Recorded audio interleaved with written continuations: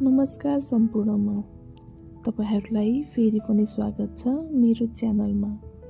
आज तपाईहरूलाई केवल रेसिपी मात्र होइन, एउटा सानो कुरा पनि भन्न चाहन्छु। जीवन कहिलेकाहीँ ठुलो पहाड जस्तो लाग्छ, कहाँबाट सुरु गरोस् जस्तो लाग्छ। सुरु गरे पनि के म पार गर्न सक्छु जस्तो लाग्छ। तर जीवन सधैँ पहाड जस्तो हुँदैन। कहिलेकाहीँ जीवन गोरेटो जस्तो पनि लाग्छ, जसले हाम्रो कदमलाई अघि बढाउन सहयोग गर्दछ।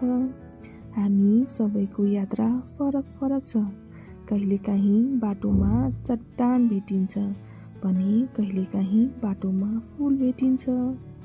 तर याद गर्नुहोस्, चट्टान र फुलको महत्त्व उत्तिकै छ। कहिलेकाहीँ हामीलाई लाग्छ मैले धेरै प्रयास गरेँ, सकिनँ, तर अर्को एक सानो प्रयासले ठुलो परिवर्तन लिएर आउँछ। त्यसैले प्रयास गर्न छोड्नु हुँदैन। एक कदम, एक निर्णय, एक मुस्कानले जीवनमा ठुलो परिवर्तन लिएर आउँछ। आज तपाईँ कहाँ हुनुहुन्छ भन्ने कुरा ठुलो होइन, तपाईँ के सिक्दै हुनुहुन्छ भन्ने कुरा ठुलो हो।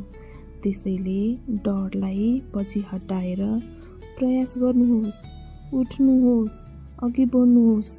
त्यसपछि जीवन साँच्चीकै सुन्दर हुनेछ। यदि तपाईहरू प्रयास गर्दै हुनुहुन्छ भने तपाईहरूले जितिरहनु भएको छ। कस्तो लाग्यो तपाईँहरूलाई मेरो कुरा?